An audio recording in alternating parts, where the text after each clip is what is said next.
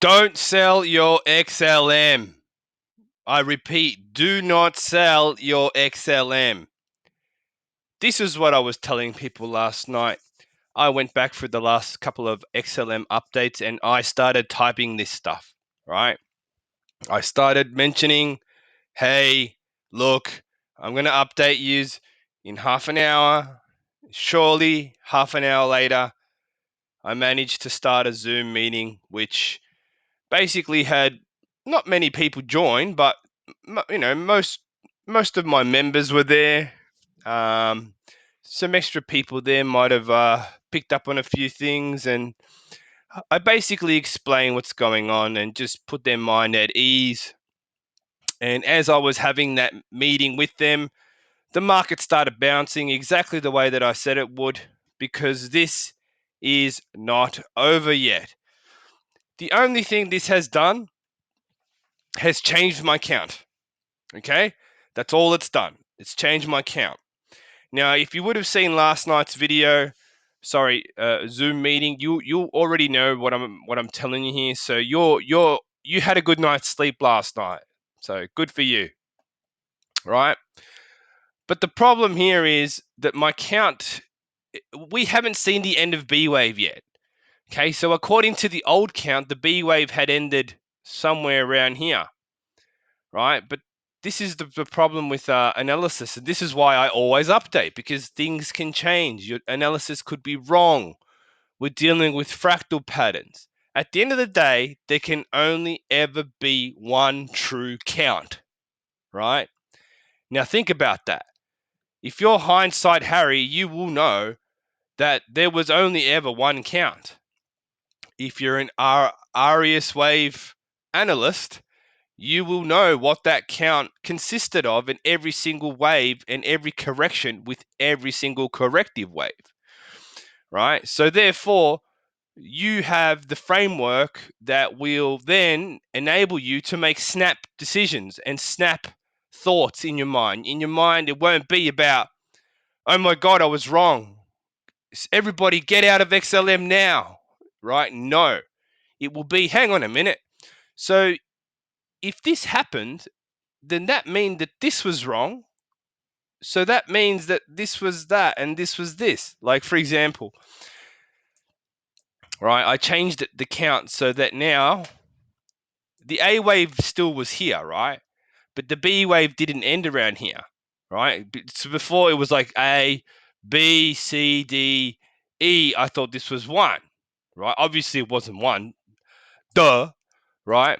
But what ended up happening was I started to realize that, okay, this was the B wave within here. So you had a 3, 3, 5, 3, 5 move, and then you had, sorry, let me do that a bit clearer.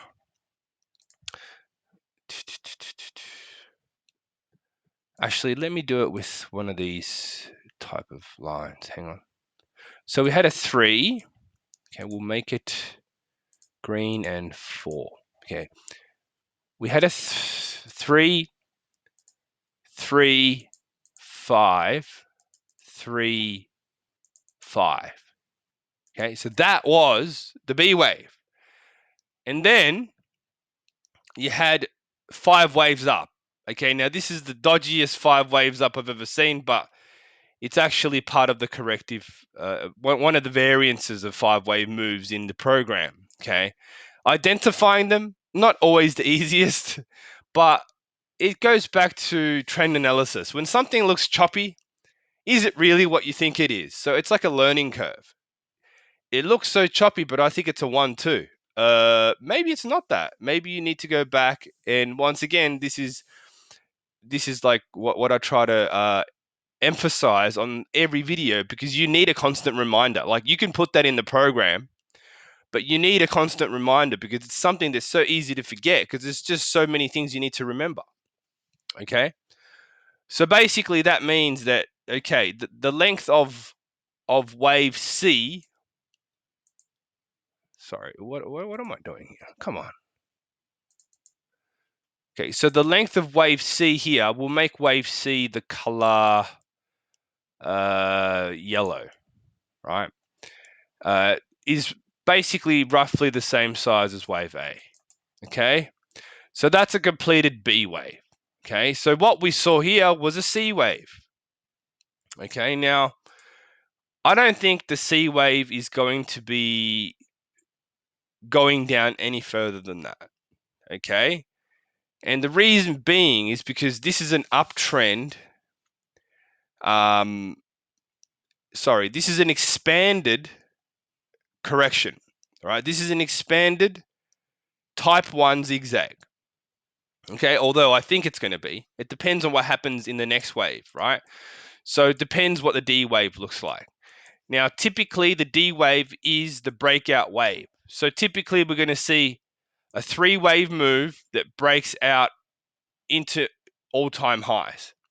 And then we're going to see a pullback to retest that all-time high. Okay, this is just my opinion. Obviously, I'm using the forward-thinking logic of a RES wave practitioner, right? So just giving you the idea, the clues. So what does this actually mean? Think about it for 1 second while I take a sip of my beverage. Have you thought about it yet? Okay, what it means is we have a higher target. If you measure from the white line, depending on where the E wave ends, okay, so this can change a bit, okay, but I don't think it's going to be anything different than what I'm saying, okay, but if it is, obviously I'll tell you, right? But let's just say this happens and the E wave ends back at the white line, okay? The E wave ends at the white line. That's the end of wave B. We measure the distance of wave A in brackets, and then that's where you get your new target, which is $160 per coin, right? Per coin. Because according to RES Wave, you measure the C in brackets from the end of B in brackets. That's just how it's done. And this is called type 1 zigzag. If you had a type 2 zigzag, you would see something even more insane, right? It'd go even higher, but I don't think it's going to do that, right? Let's just try to keep it realistic here. This to me, fits in line with what's happening in the Dow. So, we're looking for that C wave of the D wave, same thing, right? It's the same wave. So it's not like I'm just using one chart. As I mentioned before, watch the bullish series. If you haven't seen it, it's on my website. I've mentioned this many times. This is not the first time. I'm basically a broken record, but for some reason, you guys like listening to broken records. So why fix it if it's not broken? Wait, you get what I'm trying to say. Okay, so in a in so in a nutshell, the first question you're going to say is, how is it possible? Market cap this, market cap that. You're hyping up the coin, all the usual BS, which people talk like that person last night who tried to comment to say it's the end of the world and then ended up looking like an absolute idiot because it was not the end of the world. It just went down a few percentage points and then it bounced. And it helped us figure out what the pattern was. Beautiful. For me, that's a win. For a troll, that's I don't know what that is. I don't know how trolls gauge their success. I've never actually tried to be one. Right. I do just basically give my opinion when I have something to back it up. So a reason to talk. That's why I just tend to stay away from people's comment section these days, because I find that I'd just rather not judge other people. I just find that it just interferes with my own well-being, and I don't want to interfere with other people's well-being because I know what it feels like. So forget about it. Okay, so you take the length of wave A to wave C, and you're probably thinking, how is it possible that something that is worth $1, if when it goes back to all-time highs, can go to $160? Well, how did A go from 0.00597 to 92 cents? Wait a minute, how much percentage is that? Well, actually, the percentage gain was around 14 to 15,000%. How long did it take? It took about, I don't know, maybe like 100 days or something. Okay. So how much percentage gain would it be if we measured from the white line to the green line?